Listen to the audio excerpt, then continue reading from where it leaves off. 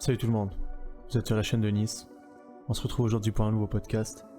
J'aimerais qu'on parle aujourd'hui d'un sujet qui nous concerne tous. Vous avez sûrement dû le remarquer qu'on est constamment sous pression, un peu comme un piston à l'intérieur d'un moteur.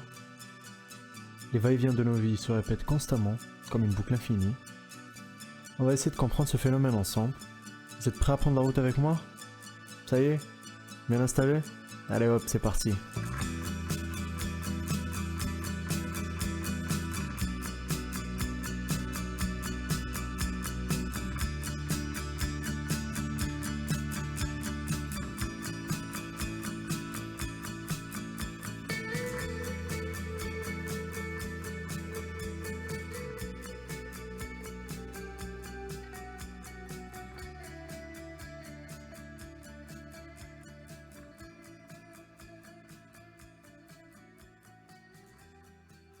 Tu vis sous pression, comme un piston. Les bougies qui fournissent des étincelles quotidiennes te piquent. Tout t'énerve. Les remarques, les regards incessants. Tu es là hagard à essayer de renvoyer le tir. Tu ne veux pas être victime, mais l'oppressé oppresseur. La pompe à air qui t'apporte l'oxygène nécessaire à ta respiration est remplie de tout un tas de merde pas possible. Dans la rue, tu respires la fumée des échappements. Sur les quais, les particules de frein. Dans l'air des rues où tu te déplaces, la pollution des usines. Sur les terrasses où tu bois un café, la fumée des cigarettes. Et même sur toi, le parfum que t'as mis à 3 jours. Tu ne voulais pas que des molécules d'oxygène. Tu voulais autre chose, mais tu le savais pas. Tu te retrouves donc avec un ramassis de particules complexes qui s'efforcent de te tabasser les alvéoles. La pompe à injection, c'est un peu tout ce que tu consommes. Du petit déjeuner au dîner, Dieu sait ce qu'il y a dedans. Les légumes que tu achètes sont anormalement trop beaux, ils brillent. La liste d'ingrédients du jambon que tu as acheté est plus longue que ton bras. Ton thé provient d'un bled dont tu n'as jamais entendu parler. Dans quelles conditions sanitaires a-t-il été produit?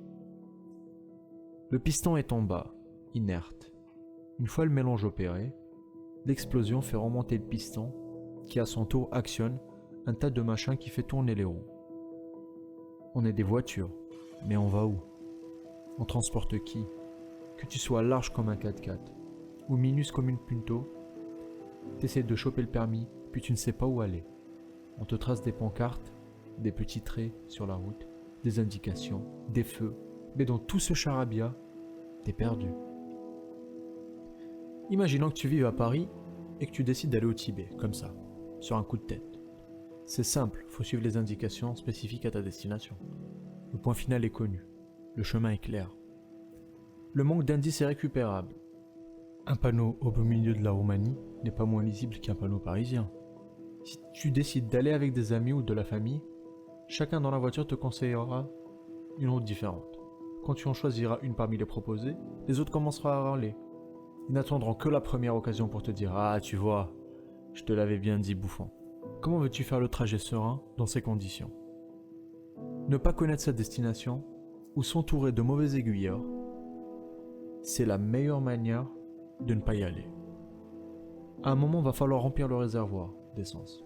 Tu t'arrêtes à la pompe et tu croises quelqu'un qui te demande « Vous allez où comme ça ?» Une cousine y allait il y a quelques années. Apparemment, c'est un peu strict là-bas. Elle a pas trop kiffé.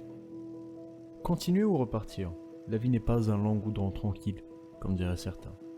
Bien sûr, il y aura toujours des pessimistes, des râleurs. Les décourageurs arrivent à qui sait attendre. Sourire, dire qu'on a pris une note, et l'envoyer au diable ou tomber dans le piège. Quand la chance a déserté, c'est un pigeon qui vient s'écraser contre le pare-brise. Tu as évité l'accident de peu. Franchement, t'en as de la chance. Que faire? Appeler la dépanneuse et retourner à la maison, ou affronter les problèmes? Les régler et repartir de plus belle en restant optimiste, en se disant qu'on essaiera d'anticiper la prochaine fois, chose qu'on ne fera bien évidemment jamais. Après tout, il n'y a pas que des mauvais côtés à faire le voyage Paris-Tibet. Ça doit être une bonne expérience, encore faut-il avoir les moyens. Les dépenses sont conséquentes, physiquement c'est dur, mentalement encore plus. Mais si on passe au-dessus de tout ça, si on se focalise sur le trajet en lui-même, traverser tant de pays, voir de si beaux paysages, de si belles villes comme Vienne, Budapest, Bucarest, Sofia, le Moyen-Orient, l'Asie et j'en passe, on peut aussi faire des rencontres sur la route, des autostoppeurs, des bandits, un peu de tout. Pour les amateurs de bouffe, ça doit être le paradis, le simple plaisir de voir du neuf, du différent. Les petits tracas suscités valent-ils la peine face à tant de découvertes, qu'elles soient géographiques, émotionnelles ou physiques? Qui n'a pas des anecdotes de voyage? Un café dans les hauteurs de Prague a-t-il le même goût qu'un demi-expresso vomi par la même machine croisée tous les jours? Tout est mieux ailleurs, tout est mieux quand c'est imprévu.